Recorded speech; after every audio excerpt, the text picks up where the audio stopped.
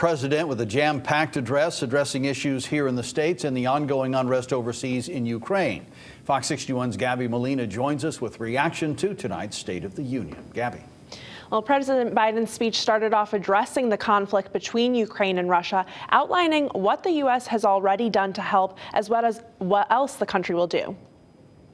President Biden announcing new steps to stand up against Russia's attack on Ukraine in his State of the Union address. And tonight, I'm announcing that we will join our allies in closing off American airspace to all Russian flights, further isolating Russia and adding additional squeeze on their economy.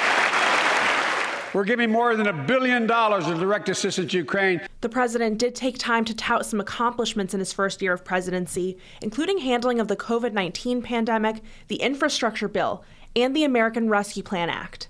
Few pieces of legislation have done more at a critical moment in our history to lift us out of a crisis.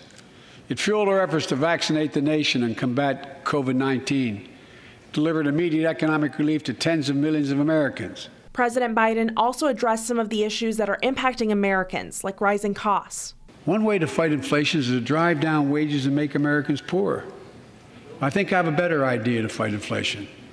Lower your costs, not your wages. He also called for products to be made in America rather than depending on foreign supply chains as part of his plan to address inflation. Chair of the Connecticut Republican Party, Ben Proto, said the president's speech fell short when it came to that issue. He didn't talk about rising gas prices. He didn't talk about empty shelves. He didn't talk about runaway inflation. He didn't talk about wages being down. He didn't talk about people not being able to afford to buy food.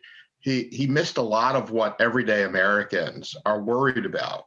Democratic State Representative Sean Scanlon praised the president's response to some of those issues, though, saying there is a plan in place to address them. Talked very strongly about what his plan is to make sure that our economy keeps going in the right direction and that he keeps fighting for the middle class of Connecticut and the United States. And I just am so proud of the speech he gave tonight. President Biden also spoke about what will be done to address COVID-19 moving forward. He said the U.S. is launching a test-to-treat initiative where people can get tested at a pharmacy and receive antiviral pills at no cost on the spot if they're positive. He also said that starting next week, Americans can order more at-home tests from the federal government. In the studio, I'm Gabby Molina, Fox 61 News.